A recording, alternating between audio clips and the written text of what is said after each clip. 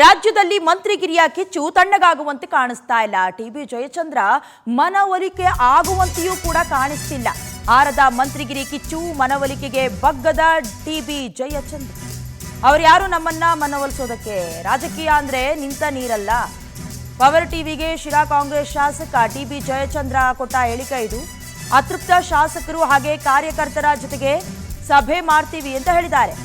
ನಿನ್ನೆಯಿಂದ ಸಚಿವರಾದ ಚೆಲುವರಾಯಸ್ವಾಮಿ ಹಾಗೆ ಬಾಲಕೃಷ್ಣ ಕಸರತ್ತು ಮಾಡ್ತಾ ಇದ್ದಾರೆ. ಅವ್ರು ಬಂದ್ರು, ಟೀ ಕುಡಿದು ಹೋದ್ರು ಅಷ್ಟೇ ಅಂತ ಜಯಚಂದ್ರ ಹೇಳ್ಕೊಂಡಿದ್ದಾರೆ.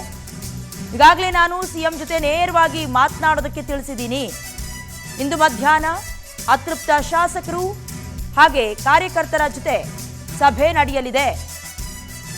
ಮಾಹಿತಿಯನ್ನ ಸ್ವತಃ ಟಿಬಿ ಜಯಚಂದ್ರ ಅವರೇ ನೀಡಿರೋದು. ಇವತ್ತಿನ ಸಭೆಯಲ್ಲಿ ಒಂದು ನಿರ್ಧಾರ ಮಾಡಿ ಸಿಎಂಗೆ ತಿಳಿಸಲಿದ್ದೇವೆ ಅಂತ. ಈ ಬಗ್ಗೆ ಟಿಬಿ ಜಯಚಂದ್ರ ಅವರೊಂದಿಗೆ ನಮ್ಮ ಪ್ರತಿನಿಧಿ ಮಂಜುನಾಥ್ ಮಾತುಕತೆ ಮಾಡಿದ್ದಾರೆ. ಒಮ್ಮೆ ನೋಡ್ಕೊಂಡು ಬನ್ನಿ. ವಿಸ್ತರಣೆ ಬೆನ್ನಲ್ಲೇ ಸಾಕಷ್ಟು ರಾಜಕೀಯ ನಾಯಕರು ಆಕ್ರೋಶಗೊಂಡಿದ್ದು. ಸಾಕಷ್ಟು ರಾಜಕೀಯ ನಾಯಕರು ಅಸಮಾಧಾನಗೊಂಡಿದ್ರು. ಇದರಲ್ಲಿ ಅಂದ್ರೆ ಚೆಲುವರಾಯಸ್ವಾಮಿ ಆಗಿರ್ಬೋದು, ಜೊತೆಗೆ ಮಾಗಡಿ ಬಾಲಕೃಷ್ಣ ಅವರು ಒಂದಿಷ್ಟು ಅಸಮಾಧಾನಗೊಂಡಿರುವಂತಹ ಶಾಸಕರನ್ನ ಸಮಾಧಾನ ಪಡಿಸುವಂತ ಕೆಲಸ ಮಾಡಿದ್ರು. ನೆನ್ನೆ ಟಿಬಿ ಜಯಚಂದ್ರ ಮನೆಗೂ ಕೂಡ ಬಂದು ಅಸಮಾಧಾನಗೊಂಡಿದ್ದಂತಹ ಶಾಸಕರನ್ನ ಟಿಬಿ ಜಯಚಂದ್ರ ಸಮಾಧಾನ ಮಾಡಿಸುವಂತ ಕೆಲಸ ಮಾಡಿದ್ರು. ನಮ್ ಜೊತೆ ಟಿಬಿ ಜಯಚಂದ್ರ ಅವರು ಇದ್ದಾರೆ, ನಾನು ಮಾತಾಡ್ತೀನಿ. ಸರ್ ನಮಸ್ತೆ.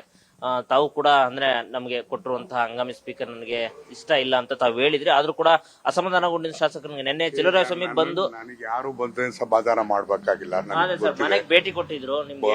ಬರ್ತಾರೆ ಹೋಗ್ತಾರೆ, ಅದೆಲ್ಲ ಸಂಪ್ರದಾಯ ಪ್ರಕಾರ ಬರ್ತಾರೆ, ಅವ್ರ ಕರ್ತವ್ಯ ನಿರ್ವಹಿಸ್ತಾರೆ. ಅದೇನ್ ನನಗೆ ಸಂಬಂಧ ಇಲ್ಲ. ನಾನು ಮುಖ್ಯಮಂತ್ರಿಗಳ ಜೊತೆ ಮಾತಾಡ್ತೇನೆ. ಇವತ್ತು ಕೂಡ ಅಂದ್ರೆ ತಾವು ಸಂಬಂಧಪಟ್ಟಂತ ಕಾರ್ಯಕರ್ತರ ಜೊತೆ ನಿಮ್ಮ ಇವ್ರ ಜೊತೆ ಇವತ್ತು ಸಭೆ ನಡೆಸಿ ಇವತ್ತು ನಿರ್ಧಾರ ಮಾಡ್ತೀವಿ ಅಂತೇಳಿ ಮಾಹಿತಿ ಅದೇ ಇವತ್ತೆಲ್ಲ ಸಭೆ ಸೇರ್ಬೇಕು ಅಂತ ಹೇಳಿ ಒತ್ತಾಯ ಮಾಡ್ತಿದ್ದಾರೆ. ನೋಡೋಣ ಏನಾಗ್ತದೆ. ನಂತರ ಮುಖ್ಯಮಂತ್ರಿಗಳ ಹತ್ರ ನೇರವಾಗಿ ಮಾತಾಡುವಂತ ಕೆಲಸವನ್ನ ಮಾಡ್ತೀವಿ. ಒಂದ್ ವೇಳೆ ಏನಾದ್ರು ಸಚಿವ ಅಂದ್ರೆ ಸರ್ಕಾರದಲ್ಲಿ ತಮ್ಗೆ ಯಾವುದೇ ಸ್ಥಾನಮಾನ ಸಿಕ್ಕಿಲ್ಲ ಅಂದ್ರೆ ಮುಂದಿನ ನಡೆ ಏನ್ ಸರ್?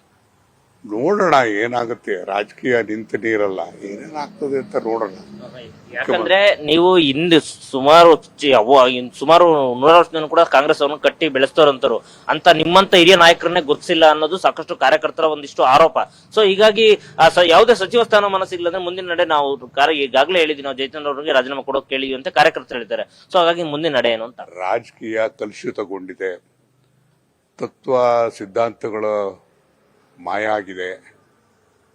ಇಂಥ ಮಧ್ಯದಲ್ಲಿ ನಾವು ಅಭಿವೃದ್ಧಿಯನ್ನ ಕಾಣಬೇಕಾಗಿದೆ.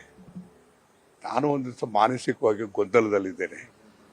ಇಂಥ ಪರಿಸ್ಥಿತಿ ನಮ್ಮ ರಾಜ್ಯದಲ್ಲಿ ಆಯ್ತಲ್ಲ ಅಂತಕ್ಕಂಥದ್ದು. ಇದನ್ನು ಯಾವ ರೀತಿಯಾಗಿ ಬಗೆಹರಿಸಬೇಕು, ಯಾವ ರೀತಿಯಾಗಿ ಜನಗಳ ವಿಶ್ವಾಸಕ್ಕೆ ತಗೋಬೇಕು ಅನ್ನೋದ್ರ ಬಗ್ಗೆ ನಾವೆಲ್ಲರೂ ಕೂಡ ಹಿರಿಯ ಶಾಸಕರುಗಳು ಏನು ಮನನೊಂದಿದ್ದಾರೆ ಅವರೆಲ್ಲ ಕೂತು ಚರ್ಚೆ ಮಾಡಿ ಮುಖ್ಯಮಂತ್ರಿಗಳ ಹತ್ರ ಚರ್ಚೆ ಮಾಡ್ತಾರೆ. ಮುಖ್ಯಮಂತ್ರಿಗಳು ಏನಾದ್ರು ತಮಗೆ ಸಮಯಾವಕಾಶ ಏನೋ ಕೊಟ್ಟಿದ ಅಥವಾ ಏನಾದ್ರು ಹೇಳಿದ್ರು ಸರ್? ಅದೇನಕ್ಕೆ ಸಭೆ ಕೊಡ್ಬೇಕಾಗಿಲ್ಲ. ಅದೇ ನಾವು ಮಾತಾಡೋಂಥ ಸಂದರ್ಭ ಬಂದಾಗ ಹೋಗಿ ನಾವು ಮಾತಾಡ್ತೀವಿ. ಅಂದ್ರೆ ಇವತ್ತೇ ಭೇಟಿ ಆಗ್ಲಿದ್ದೀರಾ ಅಥವಾ ಏನಾದ್ರು? ಇವತ್ತೇ ಪ್ರಯತ್ನ ಪಡ್ತೀವಿ. ನಾವೆಲ್ಲರೂ ಕೂಡ ಹಿರಿಯ ಶಾಸಕರೆಲ್ಲ ಸೇರ್ಬೇಕು ಅಂತ ಹೇಳಿ ಮಾತಾಡ್ತಿದ್ದೀವಿ. ನೋಡೋಣ ಅವರೆಲ್ಲ ಯಾರ್ಯಾರ ಭಾವನೆಗಳು ಏನಿದೆ ಅಂತೇಳಿ ನೋಡಿ ನಂತರ ಮುಖ್ಯಮಂತ್ರಿಗಳ ಜೊತೆ ನೇರವಾಗಿ ಮಾತಾಡ್ತೀವಿ. ನಮ್ಮನ್ನ ಮನಸೋಲಿಸೋದಕ್ಕೆ ಯಾರು ಬರ್ಬೇಕಾಗಿಲ್ಲ, ಯಾರಿದ್ದರೂ ಆಗೋದಿಲ್ಲ.